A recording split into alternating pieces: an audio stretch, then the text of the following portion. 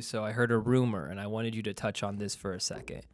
So I heard a rumor that, for those that don't know, back a few years ago, when before Elon Musk bought Twitter, the Babylon Bee was kicked off Twitter. They were banned from Twitter, the Babylon Bee account. Yeah. And I heard a rumor that you were the person who wrote the article that sparked that whole saga, that eventually potentially sparked, the whole Elon buying Twitter and that whole thing. Yes. Like, walk me through, if you won't Okay. mind sharing with our guests Absolutely. that story, because Wild story. I got it secondhand through a brother, or I got at least. Yeah. But I'd love to hear what happened. Oh yeah. Okay. Well, this would have been a little over a year ago now. Has it been it or 2 years? Gosh, Probably I don't even. 2 years now. potentially. I can't even remember. When were we kicked off to Twitter? It all blends. I live day to day in the news cycle. I forget the years. But this was either a year or 2 years ago. Yeah, 2 years. 2 years ago. My goodness. 2022. Wow. I can't believe it's been 2 years. 2022. Rachel Levine, who is the assistant HHS secretary for the Biden administration, who is a biological man who dresses as a woman, had been named by USA Today as the Woman of the Year, which is just funny by itself. Right. Like, Right. Right. Woman of the Year, a dude. Okay.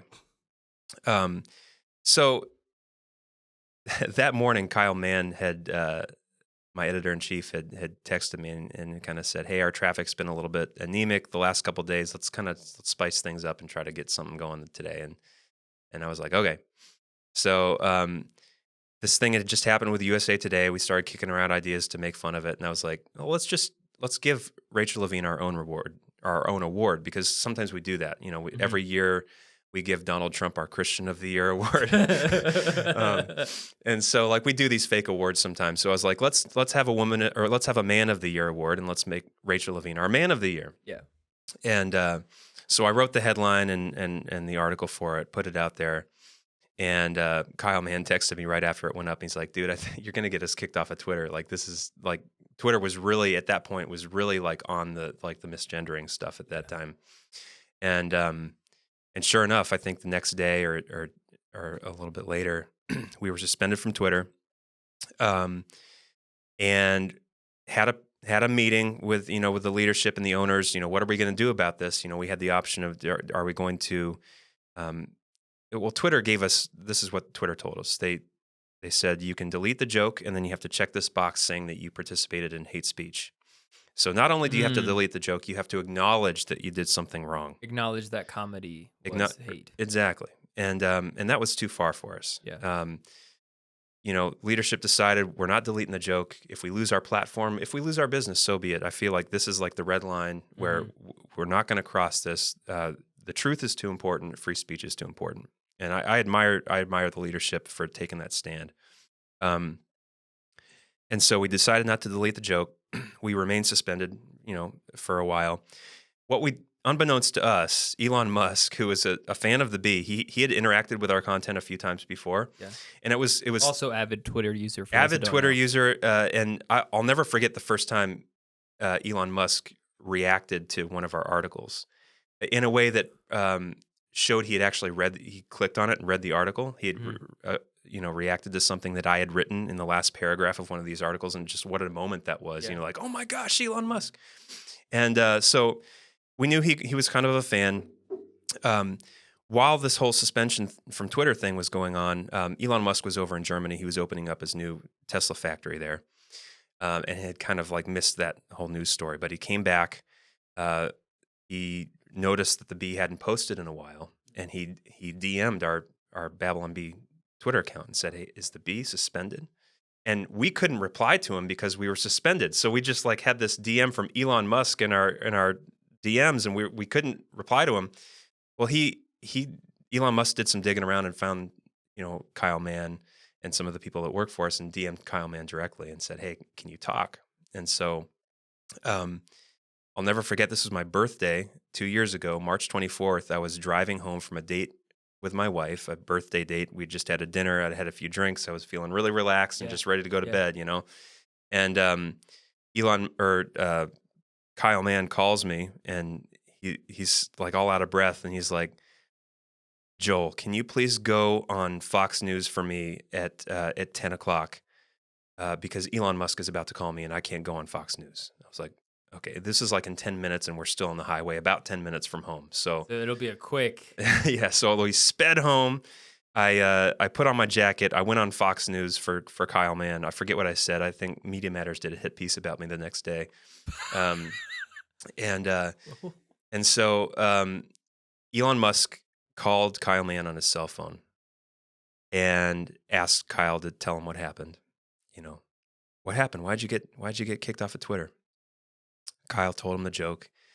Elon did kind of his little laugh that he does, his autistic laugh, and then they talked at length about how frustrated he was about what wokeness was doing, how it was destroying everything. It was messing up his favorite Netflix shows, and then he quipped at the end of the conversation, maybe I should just buy Twitter. That's what he said. He said, the way Kyle related to me was that there was a pause, and then Elon Musk said, maybe I should just buy Twitter. And the rest is history. So I think the very next day, Elon Musk put out a poll on Twitter that said, do you think Twitter abides by the principles of free speech? Yes or no? Take care in how you reply to this poll because it will have real world consequences, or whatever it was he said. And that from there he started the process of trying to buy the platform. So I don't think the bee was, the sole reason. It may have been kind of the straw that broke the camel's back, or the thing that really sparked the process. I do know that day one, when he entered Twitter headquarters with that sync. Let that sink in. I'll put a picture up in post. Yeah. Hopefully I'll make a marker. It was a Friday morning, and he texted us and said, do you want to be unsuspended?